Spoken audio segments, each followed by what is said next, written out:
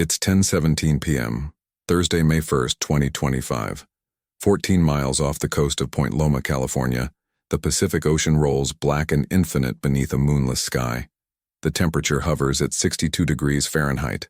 Wind speed, 11 knots from the northwest. Visibility, 3 nautical miles. On the bridge of the Coast Guard cutter Mariner's Watch, radar technician Petty Officer Marcus Chen stares at a blip that shouldn't be there. A 46-foot fishing trawler broadcasting as Santa Lucia II sits motionless in restricted waters. No running lights, no radio response. The thermal imaging shows 5 heat signatures below deck. Stationary, clustered together like people waiting. "Captain," Chen says quietly, "something's wrong with this one."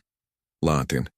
Commander Nicole Henson, a 20-year Coast Guard veteran with salt gray hair and a scar across her left cheekbone from a 2019 drug interdiction gone sideways, peers through the night scope. She's seen hundreds of fishing boats in these waters. This one doesn't move like a fishing boat. It moves like a boat trying not to be noticed. "Close to 200 yards, she orders. "Searchlights on. Hail them again."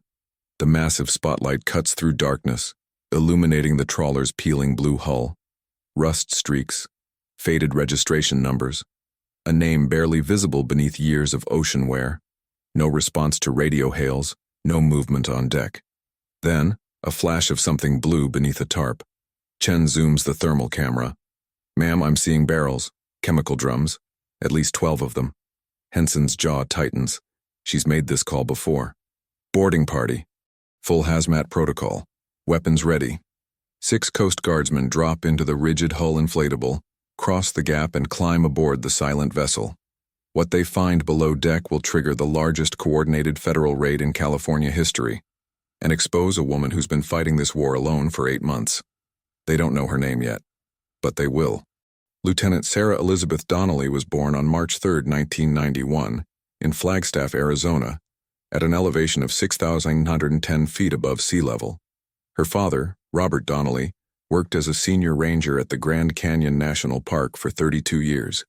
Her mother, Catherine, was a registered nurse at Flagstaff Medical Center's emergency department. Sarah grew up in a house where dinner conversations involved wildlife management strategies and trauma triage protocols, a strange combination that taught her to think systematically under pressure. She was the older of 2 children. Her younger brother, Ethan, came along when she was 6. From the beginning, they were opposite personalities. Sarah was disciplined, focused, the kid who color-coded her homework folders in middle school. Ethan was creative, impulsive, the one who painted murals on his bedroom walls and got suspended twice for skateboarding on school property. Sarah graduated valedictorian from Flagstaff High School in 2009. She'd been accepted to Stanford with a partial scholarship.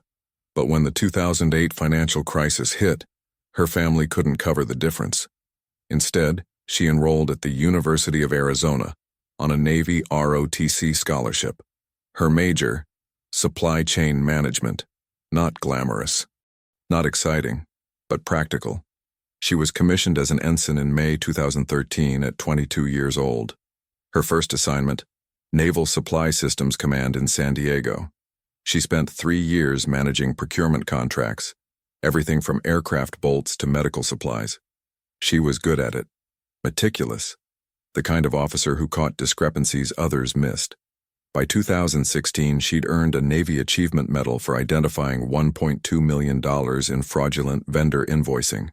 In 2018, she was promoted to lieutenant junior grade and transferred to Naval Base Coronado, where she managed logistics coordination for coastal patrol units. Her performance reviews were consistently excellent. Her commanding officers described her as reliable, thorough, and professional to a fault. But Sarah didn't join the Navy to shuffle paperwork forever. She applied for naval intelligence twice.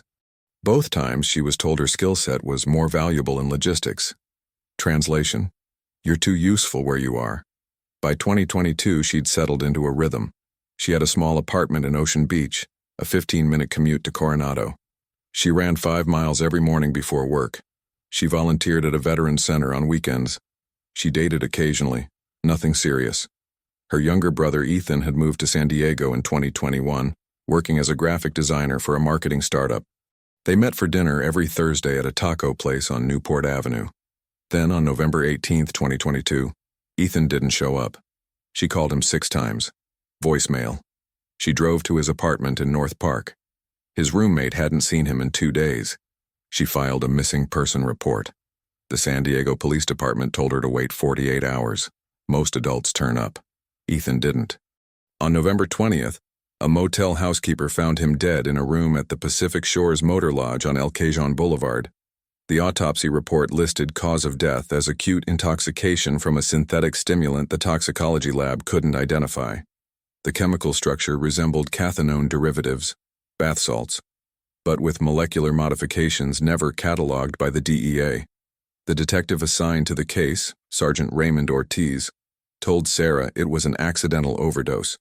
Your brother probably bought something from a street dealer, thought it was one thing, turned out to be another. Happens more than you'd think. Sarah asked about the source. Ortiz said they were looking into it. 2 weeks later, she called for an update. Ortiz said the case was still open, but they had no leads. A month after that, she called again. Ortiz said the case had been moved to inactive status due to resource constraints. That's when Sarah stopped relying on the police. In January 2023, she began her own investigation. She pulled Ethan's phone records.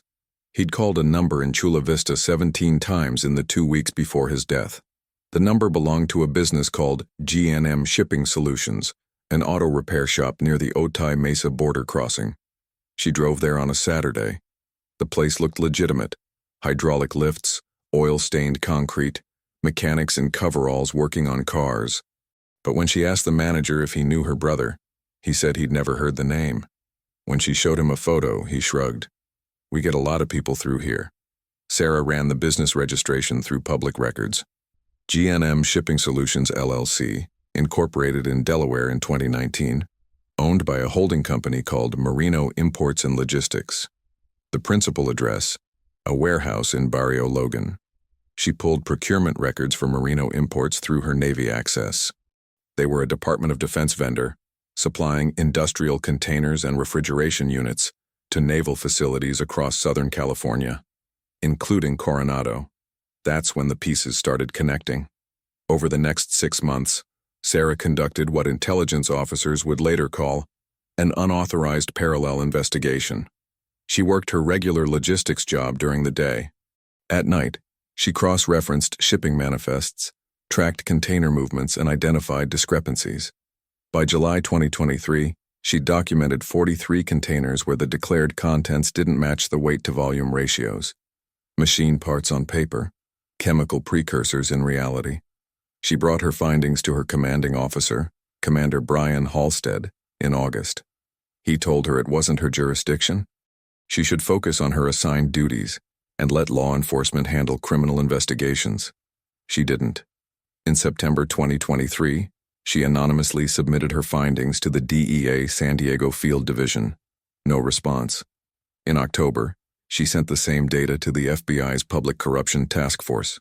Also no response. In February 2024, she established contact with an Army CID investigator named Warrant Officer James Kowalski, who'd been tracking irregularities in defense contractor billing. She shared her container data.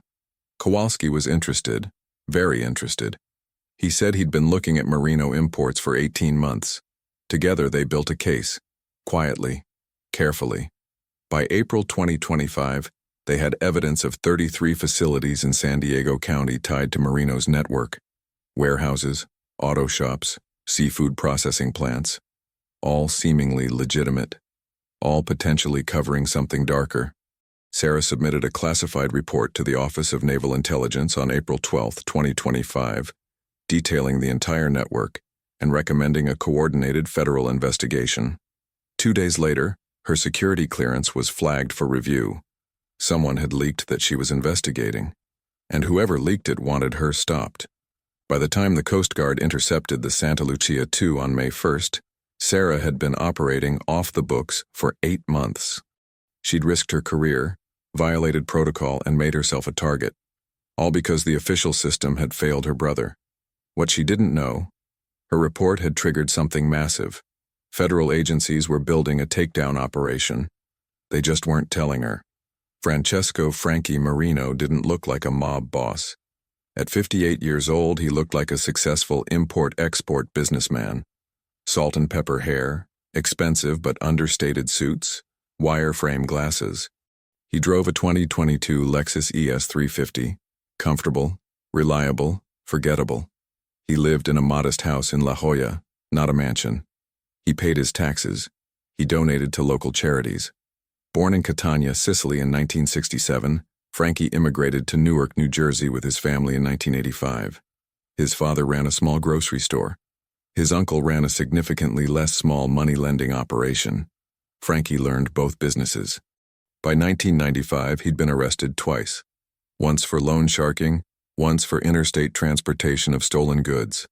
Both cases resulted in plea deals, minimal jail time. By 2005, he'd moved to legitimate business, importing olive oil, wine, and seafood from Italy. The Marino family had connections. The business thrived. But in 2015, federal prosecutors in New Jersey indicted him for RICO violations related to waste management contracts. The trial lasted 6 months. Frankie walked on a technicality, illegal wiretap evidence. 2 years later, he relocated to San Diego, calling it a fresh start in a city that still believes in the American dream. What he actually found in San Diego was opportunity. The port infrastructure, the proximity to Mexico, the military presence, the growing pharmaceutical and biotech sectors, all created gaps in enforcement oversight. Frankie didn't deal drugs himself. He provided infrastructure. His company, Marino Imports and Logistics, operated 23 warehouses across Southern California, 17 of which had legitimate business. 6 were covers for what he called specialized manufacturing, labs producing synthetic stimulants using chemical precursors imported under false manifests. The operation grossed approximately $280 million annually. Most of that money got laundered through real estate investments, legitimate import contracts, and a network of shell companies spanning Panama, Cyprus, and Delaware. Frankie employed 140 people in San Diego County. Most had no idea who actually signed their paychecks. The warehouse workers thought they worked for a seafood distributor. The truck drivers thought they hauled restaurant supplies. Only about 20 people knew the full scope: chemists, security enforcers, logistics coordinators, and one person inside federal procurement. Frankie's inside contact was Gerald Voss, a civilian contractor in the Defense Logistics Agency at Naval Base San Diego. Voss had worked procurement for 18 years. He made $87,000 annually. He had a mortgage, 2 kids in college, and a gambling problem that cost him about $4,000 per month. Frankie paid him $15,000 per month to do exactly what he was already doing: process container shipments, except occasionally changing manifests. A container of industrial refrigeration compressors would become pharmaceutical-grade solvents after it cleared customs. It worked for 8 years, until Sarah Donnelly started pulling the wrong manifests. When her report hit Navy intelligence on April 12th, Voss was the first to see it. He immediately called a number that routed through 3 encrypted relays before reaching Frankie's personal phone. "We have a problem," Voss said. "A Navy logistics officer flagged 43 containers. She's got dates, serial numbers, facility addresses. She knows about Chula Vista, Barrio Logan, Otay Mesa. She knows about GNM." Frankie was quiet for a long moment. "Who is she?" "Lieutenant Sarah Donnelly. Works out of Coronado. Her brother overdosed in 2022. She's been investigating ever since. Can you bury the report? Already flagged her clearance, but she sent copies to Army CID and DEA. This is containable, but we need to move fast." Frankie made 2 calls that day. The first was to his attorney, initiating a defensive legal strategy. The second was to a man named Carlo Benedetto, his chief of security. Carlo was 42, former Italian Army, immigrated to the U.S. in 2010. He handled personnel issues that included intimidation, surveillance, and occasionally permanent solutions. "Find out everything about this lieutenant," Frankie said. "Where she lives, where she goes, who she talks to. I want to know if she's working alone or if this is coordinated." By April 20th, Carlo had a full dossier on Sarah. Single, lives alone, runs every morning at 6 a.m., eats lunch at the same sandwich shop 3 times a week.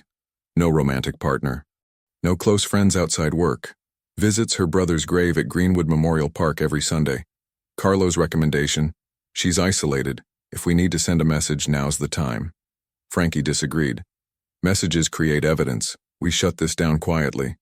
Pull our people out of the flagged facilities, move product to backup locations, let this fade. But the Coast Guard's seizure of the Santa Lucia II on May 1st changed everything. The trawler's manifest included a procurement code generated from Sarah's office. That connected her directly to the investigation. More critically, federal agencies now had physical evidence: 12 drums of acetone and ether, 6 mixing vats, and a chemist named Paolo Rizzo who'd been on Frankie's payroll for 6 years. Within hours, Rizzo flipped. He gave the DEA 23 addresses in exchange for witness protection. By Friday, May 2nd, 8 a.m., federal task forces were mobilizing.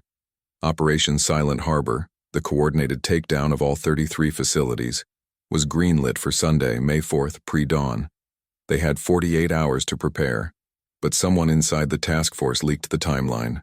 At 2:15 p.m. Friday, Frankie received a text from an unknown number: Sunday sunrise. All sites. He had less than 2 days to evacuate 8 years of infrastructure. Friday, May 2nd, 9:47 p.m. Sarah sits in her 2019 Honda Civic in the parking lot of a 7-Eleven on Palm Avenue, 2 blocks from the Chula Vista warehouse she'd flagged 8 months earlier. Her hands rest on the steering wheel. Engine off. Windows cracked. The night air smells like diesel and fried food from a taco truck across the street. She shouldn't be here. Her clearance is suspended. She's been told, ordered, to stay away from the investigation. But her DEA contact, Special Agent Monica Reeves, hasn't returned her calls in 3 days. Neither has Warrant Officer Kowalski. She's being frozen out of her own case, so she's doing what she's done for months: watching. Through the chain-link fence, she can see the warehouse. A 2-story concrete structure with loading docks on the south side. Merino Imports and Logistics painted in faded letters above the main entrance. 3 semi-trucks parked in the yard. Lights on in the second-floor office. At 10:03 p.m., the bay doors roll open. Workers in coveralls begin loading boxes into the trucks. Fast, efficient, urgent. Sarah pulls out her phone, zooms the camera, starts recording. She narrates quietly. May 2nd, 2200 hours. Chula Vista facility showing unusual activity. 3 trucks being loaded. Personnel count: approximately 8 individuals. Headlights fill her rearview mirror. A white Ford Transit van pulls in behind her, blocking her exit. High beams on. She can't see the driver. Her pulse accelerates. She reaches for the door lock, already locked. Then the ignition key. 2 men step out of the van. Both are in their 30s, athletically built, wearing dark jackets and jeans. They move with tactical precision. One circles to the passenger side. The other approaches her window. The second man carries something small in his right hand. A radio? A weapon? Sarah's training kicks in. Assess, options, exit routes. The man at her window taps the glass with his knuckle. Polite, almost friendly. "Lieutenant Donnelly?" She doesn't respond. "We'd like to talk to you. Just a conversation. You can leave your car running if it makes you feel safer." His accent is East Coast, probably New Jersey or New York. His demeanor is calm, practiced. This isn't his first intimidation. Sarah keeps both hands visible on the steering wheel. She speaks through the closed window. "I'm a federal officer. You need to step away from my vehicle." The man smiles. "We know who you are, Lieutenant. That's why we're here. You've been asking a lot of questions, looking at things that don't concern you. We're here to suggest, politely, that you stop." The second man, at her passenger side, lifts something to his mouth. A radio transmitter. He speaks quietly into it, too low for her to hear. That's when Sarah notices the bulge under his jacket. Left side, holster height. Her options collapse into seconds. Stay. Get questioned. Possibly detained. Possibly worse. Run. Escalate the situation, but survive. She makes the calculation her father taught her on canyon trails. When animals corner you, don't freeze. Sarah's right hand drops to the ignition. She twists the key. The engine turns over. Her left hand slams the gear shift into reverse. "Hey!" The man at her window starts. She floors the accelerator. The Civic lurches backward. Tires shriek. The van behind her is too close. She clips its front bumper, metal crunching. The man at her passenger side stumbles back. Then, a sharp crack. Gunfire. Her rear window explodes in a spray of glass. The bullet punches through the headrest, exits through the windshield. Sarah ducks instinctively, yanks the wheel hard left, shifts into drive, and accelerates toward Palm Avenue. In her rearview mirror, she sees one man on the ground, the other pulling a phone from his jacket. The white van's headlights flare to life. She's being chased. Sarah runs 2 red lights getting to the freeway. Her hands shake on the wheel. Glass fragments glitter across the back seat. She can hear her own breathing. Fast, shallow. Her phone buzzes in the cup holder. Unknown number. She doesn't answer. At 10:17 p.m., while she's speeding north on Interstate 5, 14 miles offshore, Coast Guard officers are finding chemical barrels aboard the Santa Lucia II. By 10:32 p.m., a DEA tactical commander is authorizing an accelerated timeline for Operation Silent Harbor. By 10:45 p.m., Sarah pulls into the parking garage of her apartment building in Ocean Beach. She sits in the car for 5 minutes, engine off, trying to stop shaking. Her phone rings again. This time, it's Monica Reeves. "Sarah, where are you?" "Someone just shot at me." Silence. Then, "What?" "2 men, white van, Chula Vista. They knew my name, Monica. They knew I'm Navy. They told me to stop asking questions. Then they shot at my car." "Are you hurt?" "No, but they're not bluffing. This is real." Another pause. Sarah can hear Monica typing rapidly in the background. "Listen to me carefully," Monica says. "We're executing the operation Sunday morning. All 33 sites. You were right about everything. But you need to go somewhere safe right now. Do not go home. Do not go to base. Do you have somewhere you can stay?" Sarah's mind blanks. "Maybe. My dad's in Flagstaff. Go there. Tonight. Pack a bag. Drive. Don't fly. Don't use credit cards. I'll call you when it's over." "Monica, I should be part of this." "You can't be. You're a target now. They know you're the source. If you're anywhere near these raids, you're a liability. Worse, you're evidence they can eliminate." Sarah closes her eyes. "This was my case. I know. And because it was your case, you're alive. But stay that way. Go to Flagstaff. I'll call you Monday." The line goes dead. Sarah sits in the dim garage surrounded by concrete and shadows and realizes that for 8 months she's been hunting predators who were also hunting her. She started this alone. Now she has to finish it alone, by disappearing. At 11:03 p.m. she goes upstairs, packs a duffel bag, leaves a note for her landlord, and gets back in her car. By 11:47 p.m. she's on Interstate 8 heading east toward the desert, watching every pair of headlights in her rearview mirror. Behind her, in San Diego, federal agents are assembling the largest coordinated strike force in California's modern history. Ahead of her, 7 hours of dark highway stretch toward Flagstaff. She drives through the night, alone, carrying the weight of a dead brother and a case that cost her everything. Engagement number 1. Before we continue, I want to know, where are you watching from? Drop your city and state in the comments. This story happened in San Diego, but it could have been anywhere in America. I want to know where this channel reaches, and what justice means to you. Because what happens next raises a question every American should ask. When the system fails, how far would you go? Saturday, May 3rd, 4:18 a.m. Sarah pulls into a rest stop outside Yuma, Arizona. Her Civic sits under a flickering sodium lamp, passenger side mirror hanging loose from where she clipped the van.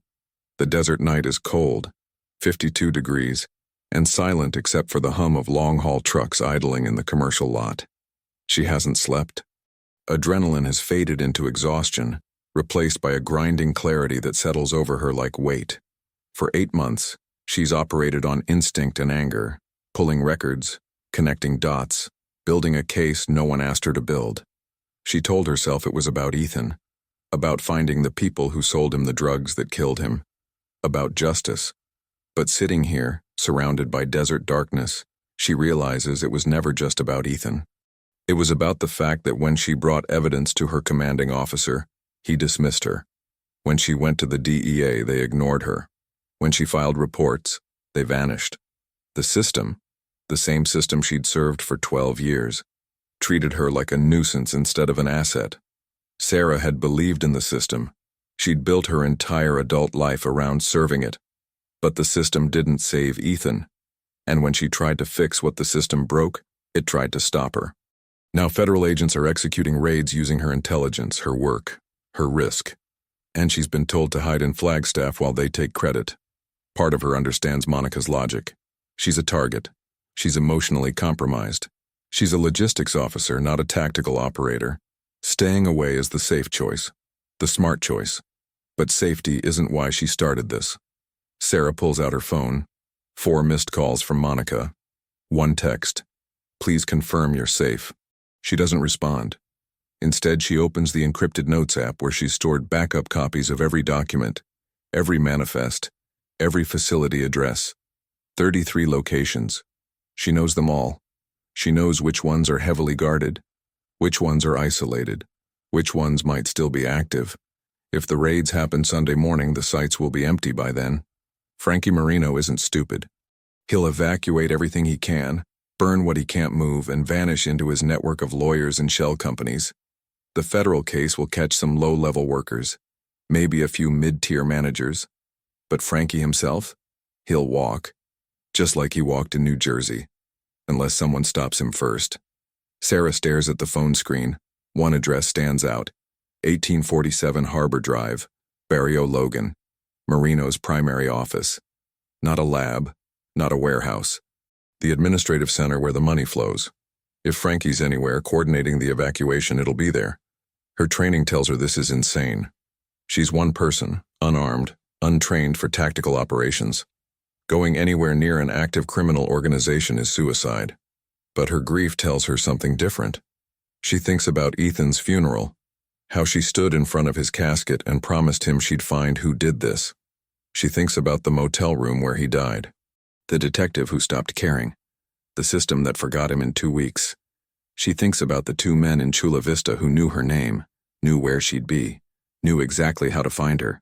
Someone inside the federal task force leaked her involvement, which means the system that's supposed to protect her is the same system that marked her for death.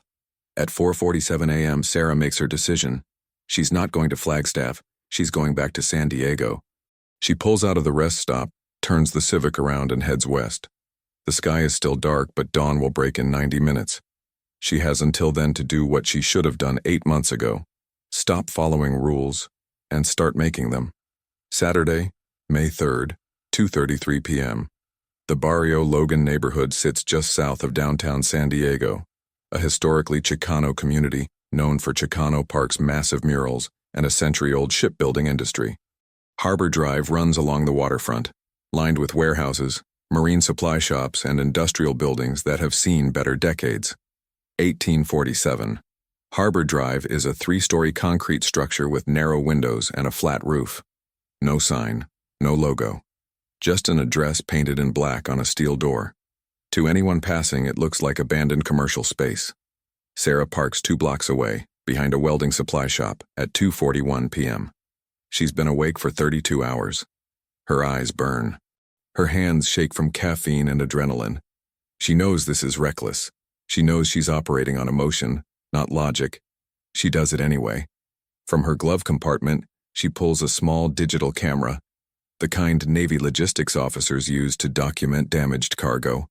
She also has her military ID, her phone, and a tire iron from the trunk. That's it. No weapon, no backup, no plan beyond get evidence and leave. She approaches the building on foot. The steel door is locked. There's a camera above it, commercial grade, probably connected to internal security. She doesn't look directly at it. Instead, she walks past, circling the block, looking for alternate entry. On the north side, she finds a loading dock with a roll-up door half open. Inside, darkness. No movement. She listens. Faint voices from somewhere deep in the building. Sarah checks her phone. 2:52 p.m. The raids start in 16 hours. If Marino's evacuating, this is the window. Chaotic, urgent, people making mistakes. She slips inside. The loading dock opens into a warehouse space. empty except for pallets stacked against walls and a forklift parked near industrial shelving. Fluorescent lights hum overhead. The voices are clearer now, coming from a stairwell on the far side. She moves quietly, staying close to the walls, camera ready. At the base of the stairs, she pauses. Two men descending, carrying cardboard file boxes. They're speaking Italian, too fast for her high school Spanish to parse, but the tone is clear, stressed, rushed. Sarah waits until they pass, then climbs the stairs. The second floor is offices, desks, filing cabinets, computers, papers scattered everywhere, the kind of mess that happens when people are destroying records fast. She photographs everything she can, invoices, shipping manifests, names, dates. Most of it's in Italian, but some documents have English headers. Defense Contract 2024 N4782 and Coronado NB Delivery Confirmation. That's her procurement office. That's proof. She's so focused on photographing that she doesn't hear footsteps until they're right behind her. Who are you? Sarah spins.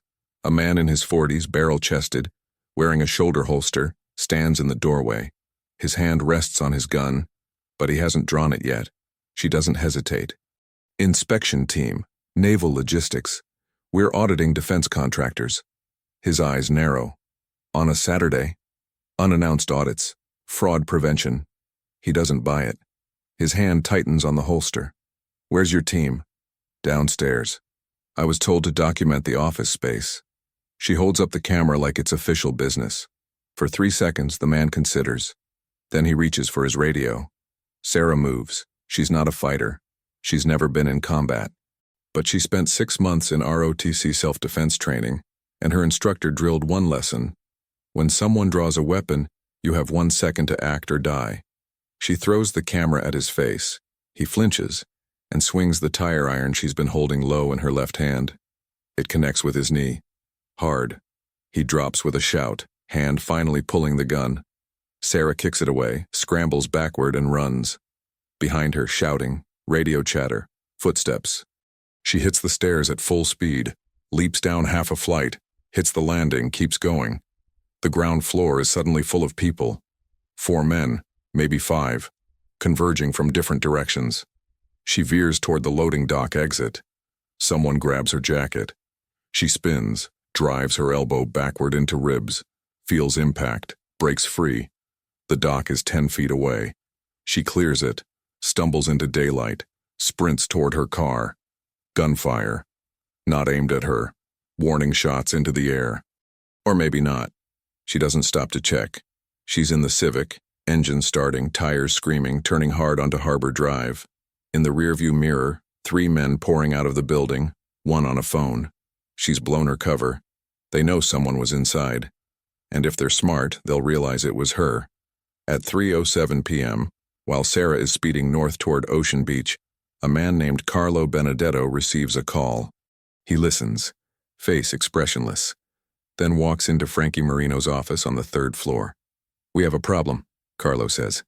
"Someone was inside, took photos, got away." Frankie looks up from his desk, where he's been coordinating the evacuation. "Police?" "No badge, no team, just 1 person. Young woman, dark hair." Frankie's jaw tightens. "Donnelly. Probably. She's supposed to be neutralized. She's persistent." Frankie stands. For the first time in 8 years of running this operation, he looks genuinely worried. If she has photos of this office, if she has documents, the feds will use it. Even if we're gone by tomorrow, they'll have evidence. "So what do you want to do?" Frankie makes a decision that will change everything. Find her. Tonight. This ends now. Saturday, May 3rd, 6:42 p.m. Sarah sits on the floor of her apartment, back against the wall, laptop open, uploading the photos she took. Her hands are still shaking. There's a bruise forming on her shoulder where she hit the stairwell wall. Her knee throbs, but she has evidence. Real evidence. Documents connecting Marino imports to federal contracts. Invoices for chemicals routed through her procurement office. Names of personnel. All of it time-stamped, geotagged, photographed in their own facility. She creates 3 encrypted backups, 1 uploaded to a secure cloud server, 1 emailed to Monica Reeves, one saved on a USB drive she tapes inside a book on her shelf.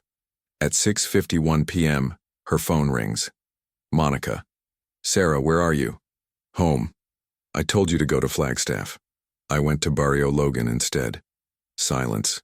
Then very quietly. You did what? I got inside Marino's office. I have photos, documents, proof of federal contract fraud. It's all connected, Monica. The chemicals came through my office. Someone on the inside was signing off. Sarah, you just committed breaking and entering at an active criminal investigation site. I didn't break anything. The door was open. That's not how the law works. And now you've compromised yourself as a witness. Anything you saw in there could be thrown out because you obtained it illegally. Then use it to get a warrant. You've got 16 hours before the raids. Use what I found to build probable cause. Monica's voice shifts. Less angry, more concerned. Sarah, listen to me. They know it was you. We intercepted radio chatter 20 minutes ago. Marino's people are looking for you. They have your address. You need to leave right now. Sarah's stomach drops. How would they have my address? You're a federal employee. Your home address is in databases. If they have someone inside procurement, then they know where I live. Yes. Sarah stands, looks out her apartment window. The street below looks normal. Evening traffic. A couple walking their dog. No white van. No suspicious cars. But they're coming. I'll leave, Sarah says. But I'm not running to Flagstaff. I'm finishing this. Finishing what? Sarah, you're not a field agent. You're a logistics officer. This isn't your job. It became my job when my brother died and nobody cared. We care. We're executing the largest. You're executing my case. Based on my work, while telling me to hide. I'm done hiding, Monica. She hangs up. For 10 minutes, Sarah packs. Clothes, laptop, files, the USB drive. She's walking toward the door when she hears it. Footsteps in the hallway. Multiple people, moving quietly. She freezes. A knock. Hard. Official sounding. Lieutenant Donnelly? San Diego Police, we need to speak with you. Sarah doesn't believe it. Police don't knock like that. And they don't show up at her door 12 minutes after Monica's warning. She moves to the window, opens it quietly. Her apartment is on the second floor. Below, a narrow alley, dumpsters, a fire escape ladder. The knock again. Harder. Lieutenant, we know you're inside. Open the door. Sarah throws her bag out the window, climbs onto the fire escape, descends as quietly as possible. She's halfway down when she hears the door to her apartment splinter open. Not police. She drops the last 6 feet, hits the ground hard, grabs her bag, and runs. Behind her, shouting. Someone's seen her. She sprints through the alley, emerges onto the street, runs toward her car parked 2 blocks away. She's 20 feet from it when headlights flare from a side street. The white van. It accelerates toward her. She pivots, runs the opposite direction, cutting through a parking lot. Her lungs burn. Her knee screams. She's not trained for this. She's a desk officer who runs 5 miles in the morning, not a sprint-for-your-life operative. She vaults a low fence, crosses into a residential yard, keeps moving. Behind her, the van's engine, doors slamming, footsteps. She cuts between houses, emerges on another street, sees a bus pulling away from a stop. She sprints, pounds on the door. The driver opens it. She climbs aboard, gasping. You okay? The driver asks. Yeah, just late. She collapses into a seat, looks out the window. The white van is a block away, stuck at a red light. The bus pulls forward. Sarah rides it for 6 stops, gets off near Pacific Beach and walks 3 miles to a motel on Grand Avenue. She pays cash, uses a fake name, locks the door, wedges a chair under the handle. At 8:14 p.m., she sits on the bed and realizes she's crossed a line she can't uncross. She's no longer investigating. She's being hunted. And tomorrow, when the raids happen, Frankie Marino will disappear into his network of lawyers and money. Unless she stops him first. She opens her laptop, pulls up the facility list. 33 addresses. Most will be raided by federal teams. But one won't be. Frankie's personal residence. 742 Muirlands Drive, La Jolla. It's not on the raid list because it's a private home. No business activity, no warrant justification. But if Frankie's coordinating from anywhere, it'll be there. Sarah makes her final decision. She's not waiting for the system anymore, she's going to finish what she started. At 9:03 p.m., she steals a bicycle from outside a bar, rides it to La Jolla, and begins surveillance on a house she has no legal right to approach. Sunday, May 4th, 3:47 a.m. The house at 742 Muirlands Drive is a Spanish-style villa with white stucco walls, terracotta roof tiles, and a 6-foot privacy wall surrounding the property. 3 cars in the driveway, a Lexus, a BMW, and a black Suburban with tinted windows. Sarah has been watching from across the street for 6 hours. She's cold, exhausted, running on nothing but adrenaline and certainty. At 3:52 a.m., the front door opens. 3 men emerge, Frankie Marino, Carlo Benedetto, and a third man Sarah doesn't recognize. They're carrying duffel bags, the kind people pack when they're leaving town fast. This is it. If she's going to act, it's now. Sarah doesn't have a weapon, she doesn't have backup. What she has is a phone, a camera, and 8 months of rage compressed into this single moment. She stands, crosses the street, and walks directly toward the driveway. Carlo sees her first. His hand moves toward his jacket. "Stop," Sarah says loudly. "I'm a federal officer. You're all under surveillance. Every exit from this property is being watched." It's a bluff. She's alone. But her voice carries authority. The same voice she's used for 12 years giving orders to sailors and contractors. Frankie Marino stares at her. Recognition flickers. "Lieutenant Donnelly." "That's right. You're making a mistake. The only mistake was thinking you'd get away with this." Carlo's hand is inside his jacket now. "Boss, let me handle this." "No," Frankie says quietly. He studies Sarah with the calm of a man who's been in worse situations. "You're alone, aren't you? No backup, no warrant, just you and your grief." Sarah's heart pounds. "In 4 minutes, federal teams will execute warrants on 33 facilities you operate. They'll arrest 140 people. They'll seize $280 million in assets. Your network is done." "Maybe," Frankie says. "But I won't be there. And neither will the proof you need. By sunrise, I'll be in Mexico. By Monday, my lawyers will have everything tied up for years. You know how this works, Lieutenant. You're smart. You've been doing this long enough to understand. I understand you killed my brother. I didn't kill anyone. I provide a service. People make choices. Your brother made a choice." Sarah's hands clench. Every instinct screams to rush him, to hurt him, to make him feel what Ethan felt in those final moments. But she doesn't. Instead, she pulls out her phone. On the screen, a live recording. Red dot flashing. Everything Frankie just said is being recorded, and it's streaming to 3 email addresses: Monica Reeves, Warrant Officer Kowalski, and the Naval Criminal Investigative Service. "You just confessed," Sarah says, "on camera, with geolocation data, at 03:56 on May 4th. I have you admitting you're fleeing jurisdiction ahead of a federal operation. That's obstruction of justice. That's admission of knowledge of criminal activity." Frankie's face hardens. "You're really willing to die for this?" "I'm willing to finish it." Carlo draws his weapon, a Sig Sauer P226. He points it at Sarah's chest. "Drop the phone." Sarah doesn't move. "You shoot me. Every federal agent in San Diego gets an alert. GPS coordinates. Video footage. You'll be surrounded in minutes." It's another bluff. But Carlo hesitates. That's when the real sirens start. Not because of Sarah's phone. Because Operation Silent Harbor has begun. 4 minutes early. Across San Diego County, federal teams are hitting 33 locations simultaneously. Tactical vehicles. Helicopters. The largest coordinated raid in California history. And someone in the operation remembered that Frankie Marino has a home address. 3 black SUVs screech around the corner onto Muirlands Drive. Doors fly open. Agents in tactical gear pour out, weapons drawn, voices shouting, "Federal agents, down on the ground now." Carlo drops his weapon. Frankie raises his hands. Sarah stands perfectly still, phone recording everything. It's over in 90 seconds. Frankie Marino, age 58, naturalized citizen, successful businessman, is face down on his own driveway in zip-tie handcuffs.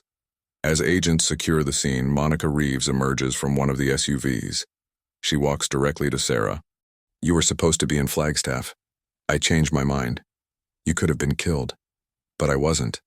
Monica stares at her for a long moment. Then quietly, you got him on tape? Everything. That was insane. I know. Also, effective. Sarah's legs finally give out. She sits down on the curb, hands shaking, phone still recording. Around her, federal agents are executing search warrants, documenting evidence, reading rights. At 4:03 a.m., as the sun begins to lighten the eastern sky over San Diego, the operation that started 8 months ago in a motel room in North Park finally, officially, ends. Sarah Donnelly, Navy logistics officer, sits on a curb in La Jolla and allows herself to cry for the first time since her brother's funeral. Engagement number 2. Stop here for a second. Sarah just made a choice most of us will never face. Risk everything, her career, her safety, her life, to finish what the system wouldn't. There's no easy answer to whether she did the right thing. She broke rules. She endangered herself. She operated outside her authority. But she also stopped criminals the official process might have missed. What would you do? Not what you think you'd do. What would you actually do in that moment when the choice is between following orders and following conscience? Think about it. Comment below.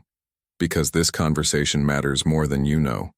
Sunday, May 4th, 6:17 a.m. The San Diego Federal Building on Front Street is chaos. Agents, prosecutors, evidence techs, and exhausted tactical operators fill the hallways. Coffee machines run dry. Phones ring constantly. Somewhere on the 3rd floor, Assistant U.S. Attorney David Chen is coordinating what he's calling the most complex organized crime case in California since the 1990s.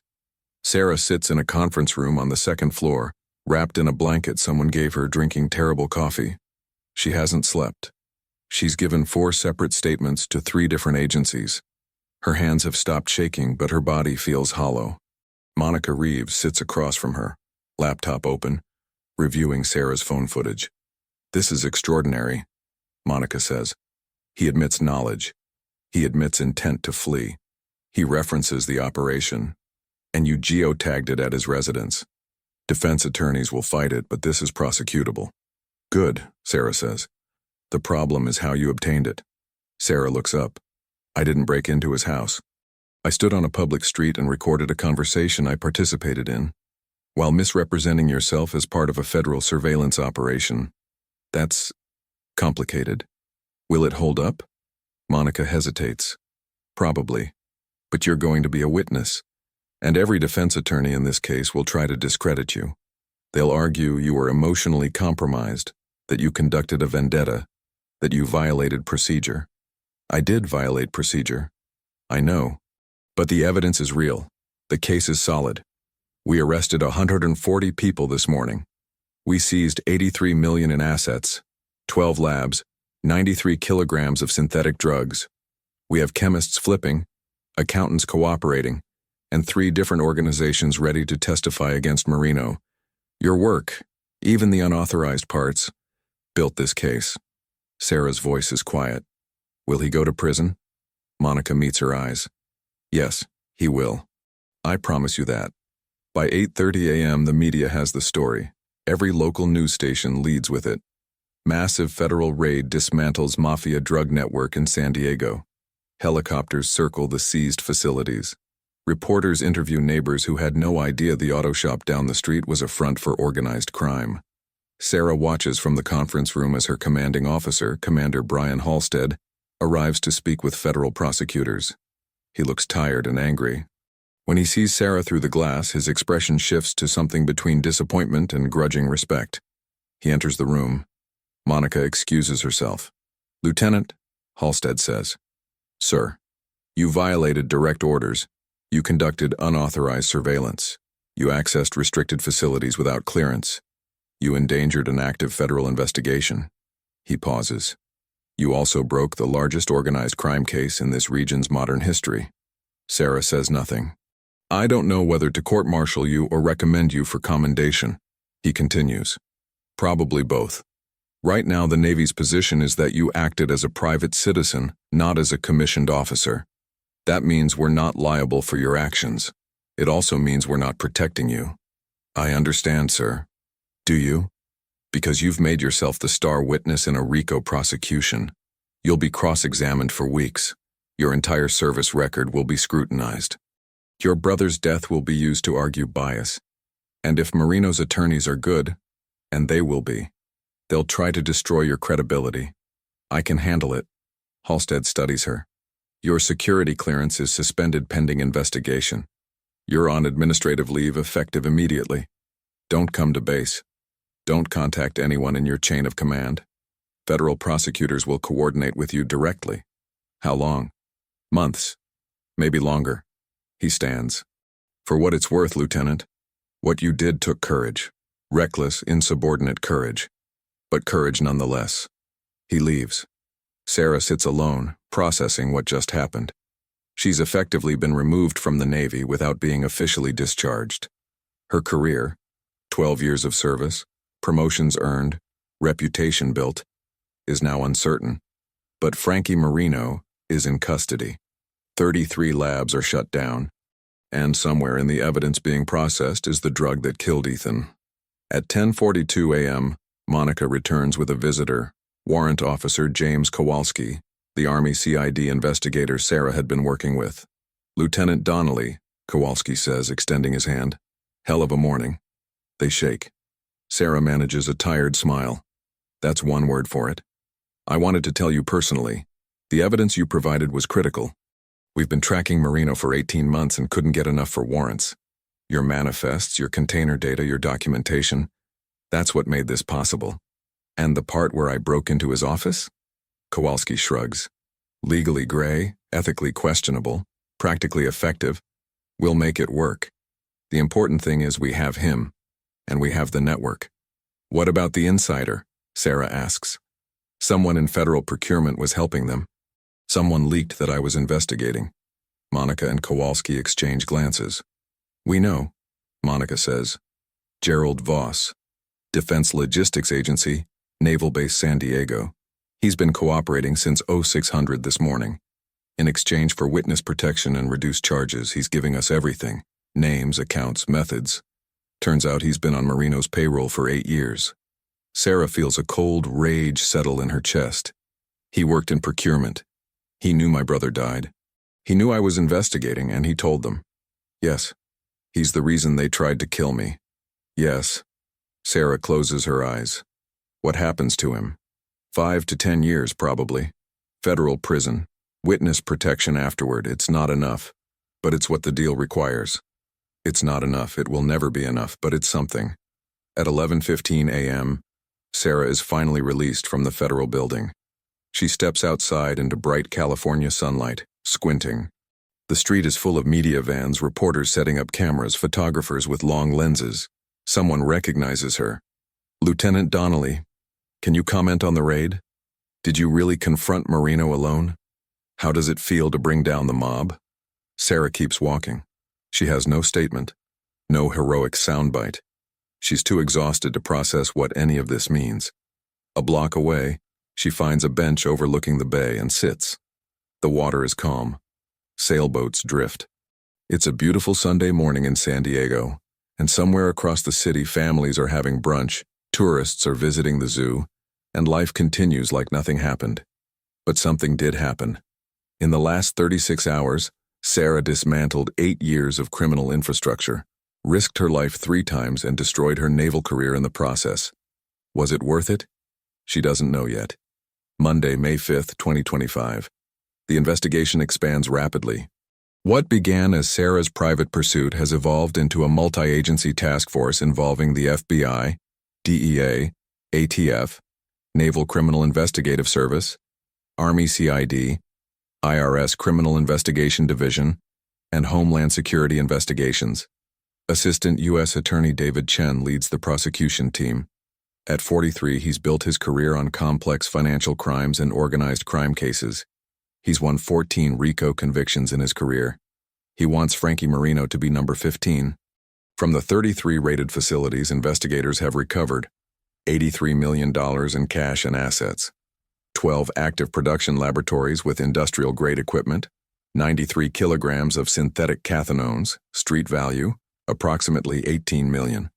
2,400 kilograms of chemical precursors imported under false manifests, 847 firearms, including military-grade weapons, digital records spanning 8 years of operations, financial documents connecting to 17 shell companies across 6 countries. But more importantly, they have cooperating witnesses. The evidence is overwhelming. Paulo Rizzo, the chemist arrested aboard the Santa Lucia II, has provided detailed testimony about the manufacturing process. Gerald Voss has documented how the procurement fraud worked. 3 mid-level managers have flipped rather than face 20-year sentences. And they have Sarah's phone footage. Frankie Marino admitting knowledge of criminal operations and intent to flee jurisdiction. The case seems airtight. But Marino has assembled a defense team that costs $40,000 per day. His lead attorney, Marcus Webb, is a former federal prosecutor who's defended 3 mob bosses and gotten 2 acquitted. His strategy is clear from the first hearing. Attack the credibility of every witness, particularly Sarah. In preliminary hearings on May 15th, Webb argues that Sarah conducted an illegal investigation motivated by grief and revenge. He points out that she violated Navy regulations, exceeded her authority, and obtained evidence through questionable means. He argues that her testimony should be excluded as the product of an emotionally compromised individual conducting a vendetta. Judge Margaret Rivera, who's presiding over the case, denies the motion. Lieutenant Donnelly's emotional state doesn't negate the factual accuracy of her documentation.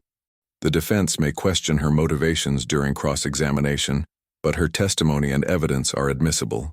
It's a victory for the prosecution, but it's also a warning. Sarah will be torn apart on the stand. Meanwhile, the scope of Marino's network becomes clearer. Forensic accountants trace money through 17 shell companies registered in Panama, Cyprus, and Delaware. The funds flow into legitimate businesses, restaurants, car washes, real estate holdings. Over 8 years, Marino laundered approximately $1.9 billion through these operations. The human cost becomes apparent as well. The synthetic drugs produced in Marino's labs have been linked to 247 overdose deaths in California between 2017 and 2025. Ethan Donnelly was one of them. But there are 246 other families who lost someone to chemicals manufactured in warehouses, disguised as seafood processors. The DEA toxicology unit identifies the specific compound that killed Ethan, N-ethyl-4-methylcathinone, a stimulant molecularly modified to evade existing drug schedules. It was designed specifically to be legal until lawmakers could classify it, a tactic known as designer drug engineering. On May 22nd, Sarah receives a call from Detective Raymond Ortiz, the San Diego PD detective who'd investigated Ethan's death in 2022. "Lieutenant Donnelly," he says, "I owe you an apology." "For what?" "I closed your brother's case. I told you we had no leads. Truth is, I didn't push hard enough. We were overwhelmed, understaffed. Overdoses were happening every week. I treated it like just another statistic." Sarah's quiet for a moment. "Did you know about Marino?" "No. If I had, I would have pursued it. But I didn't connect the dots." "You did. It shouldn't have been my job." "You're right. It shouldn't have. But you did what we failed to do." And now 246 families have answers they didn't have before. It's not forgiveness, but it's acknowledgement. By June 2025, the case moves toward trial. Marino pleads not guilty on all counts: racketeering, drug trafficking, money laundering, murder conspiracy, and corruption of federal officers. His attorneys argue he's a legitimate businessman whose employees made unauthorized decisions. They claim he had no knowledge of the labs, the drugs, or the criminal operations. It's a strategy that's worked before for organized crime defendants. Create plausible deniability, blame underlings, claim ignorance. But this time, prosecutors have Sarah's recording. They have Frankie's own words. "By sunrise, I'll be in Mexico." That's consciousness of guilt. That's admission of knowledge. The trial is scheduled for September 2025. Sarah will be the prosecution's key witness. To understand how Frankie Marino built his empire, you have to understand the evolution of organized crime in America. The Cosa Nostra, the American Mafia, dominated criminal enterprise from the 1920s through the 1980s. But federal RICO prosecutions in the 1990s decimated their leadership. By 2000, traditional mob families were fragmented, weakened, under constant surveillance. So they adapted. Instead of controlling unions and running protection rackets, they moved into white-collar crime, financial fraud, healthcare scams, and most profitably, pharmaceutical operations. Designer drugs offered massive profit margins with lower law enforcement priority than traditional narcotics. Frankie Marino represented this new generation. He didn't look like a gangster. He looked like an importer. He used legitimate businesses as covers, employed corporate structures, and exploited regulatory gaps. He understood that the best way to hide criminal activity was to bury it in paperwork. Dr. James Castellano, a criminologist at UC San Diego who studies organized crime evolution, explains, "What we saw with Marino's network was a hybridization of traditional mafia structure and modern corporate strategy. He operated like a CEO, not a don. He had departments, production, logistics, distribution, finance. He minimized violence because violence attracts attention. His model was sustainability and stealth. The San Diego operation was particularly sophisticated because it exploited military procurement systems. Defense contracts involve complex supply chains, multiple vendors, and limited oversight. A shipment marked industrial refrigeration units rarely gets inspected if it's going to a naval facility. Voss's role was simply to ensure those shipments bypassed additional scrutiny. But the vulnerability in Marino's system was the same as any corporation. Documentation. Everything was tracked, recorded, manifested. When Sarah started pulling those records, the entire structure became visible. Special Agent Monica Reeves reflects on this in a later interview. Traditional investigations work from the bottom up. Arrest street dealers, flip them to mid-level, work toward leadership. Lieutenant Donnelly worked from the top down. She identified the infrastructure first, then proved the criminal activity. It's a counterintuitive approach, but it was devastatingly effective. The case also exposed weaknesses in federal oversight. How did Marino operate 33 facilities for 8 years without detection? How did chemical shipments clear customs under false manifests? How did a defense logistics agency contractor compromise federal contracts for nearly a decade? A congressional inquiry launched in June 2025 examines these questions. The findings are embarrassing: inadequate auditing, siloed agency communication, and understaffing in oversight positions. Recommendations include enhanced procurement protocols, interagency data sharing, and increased funding for investigative units. But bureaucratic reforms happen slowly. The immediate impact is on the ground. 140 people arrested, 247 families with answers, and one woman who refused to accept that justice was impossible. Organized crime experts note that Marino's takedown sends ripples through criminal networks nationwide.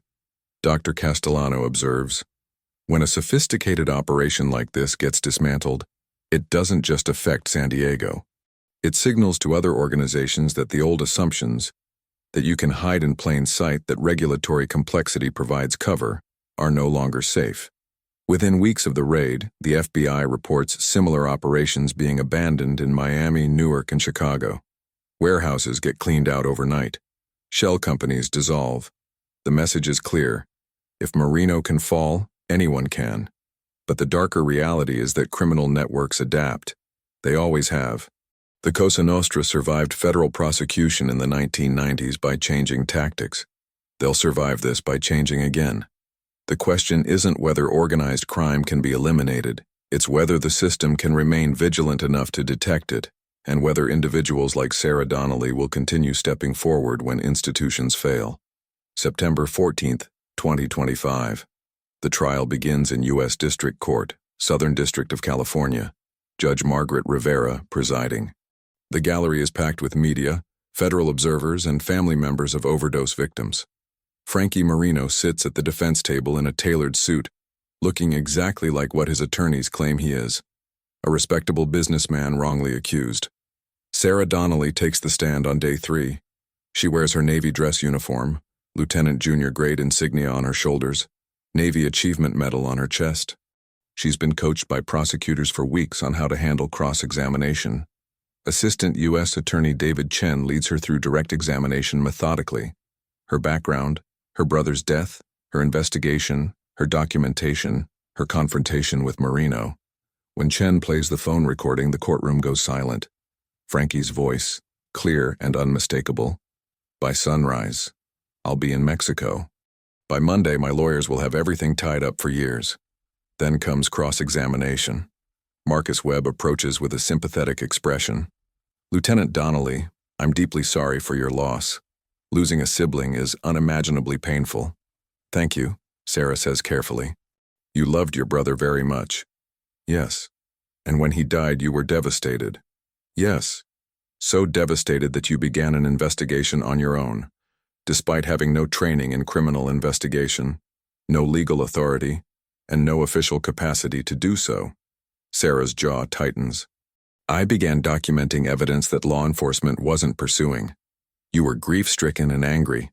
I was determined to find the truth. Determined enough to violate Navy regulations? I followed the evidence wherever it led, including into my client's private office where you illegally entered and photographed documents. The door was open. I documented what I saw. Without a warrant, without authorization, because you were conducting a personal vendetta. Chen objects. The judge sustains it. Webb continues for 90 minutes trying to portray Sarah as an emotionally unstable vigilante whose testimony can't be trusted. But Sarah remains composed, factual, precise. She doesn't rise to the bait.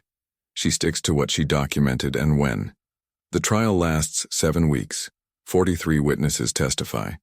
Prosecutors present 8,000 pages of financial records, shipping manifests, and surveillance footage. On November 3, 2025, the jury deliberates for 4 days. The verdict: guilty on all counts. Frankie Marino, age 58, is convicted of racketeering, conspiracy to distribute controlled substances, money laundering, and corruption of federal officers. He faces 35 years to life in federal prison. At sentencing in January 2026, Judge Rivera addresses him directly. You built an empire on human suffering. You disguised criminal enterprise as legitimate business. You corrupted federal systems meant to protect citizens, and when confronted with the consequences, you attempted to flee. This court sentences you to 45 years in federal prison without possibility of parole. Frankie shows no emotion. His attorneys immediately file appeals. But the sentence stands. For Sarah, the aftermath is complex. Her Navy career ends with an honorable discharge in December 2025. The official reason? Failure to follow lawful orders and conduct unbecoming an officer. The unofficial reality? The Navy doesn't want the liability of an officer who operates outside command structure, even when she's right. She's 34 years old, unemployed, with a military record that's simultaneously commendable and problematic. But she receives 247 letters, one from each family who lost someone to Marino's drugs. They thank her. They tell her their stories. They say her determination gave them closure they never thought they'd have. She's offered book deals and speaking engagements. She declines most of them. She's not interested in being famous for grief. In February 2026, she accepts a position with a non-profit organization called Justice Accountability Project, which advocates for families affected by corporate crime and government negligence. Her role? Lead investigator. She trains other families how to document evidence, navigate bureaucracy, and demand accountability. She moves back to Flagstaff, Arizona, into a small house near her parents. She runs every morning. She sees a therapist weekly. She's learning to separate her identity from her loss. On March 3, 2026, what would have been Ethan's 29th birthday, Sarah visits his grave at Greenwood Memorial Park in San Diego. She brings flowers and a letter she's written but will never send. I got him, she whispers. It took everything I had, but I got him. And 246 other families got answers because of it. I hope that's enough. I hope you'd be proud. The grief doesn't disappear. It probably never will. But it becomes bearable, knowing that Ethan's death led to something that mattered.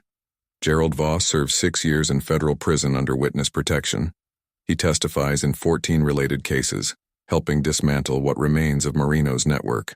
He's released in 2031, relocates under a new identity, and disappears into American anonymity. Monica Reeves is promoted to Assistant Special Agent in charge of the DEA's San Diego division. She credits Sarah's case as transforming how federal agencies approach white-collar organized crime. Warrant Officer James Kowalski continues investigating defense procurement fraud. He's successful in part because Sarah's case proves that financial documentation can take down criminal networks more effectively than undercover operations. The 33 facilities are seized by the federal government. Most are sold at auction. The proceeds go to a victim compensation fund that distributes $47 million to affected families. And somewhere in federal prison, Frankie Marino files his 7th appeal, still insisting he's innocent. 2 years later, May 2027.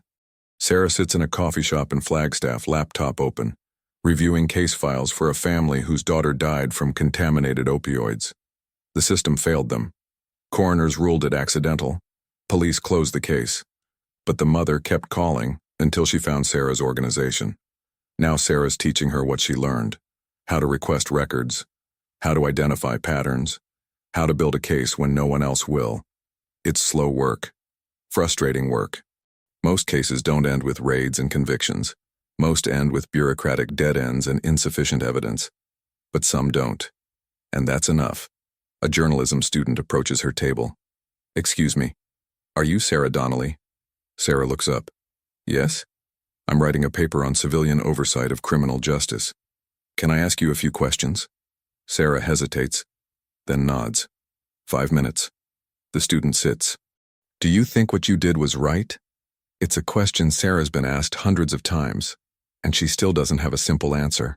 "I think," Sarah says slowly, "that I did what the system should have done but didn't.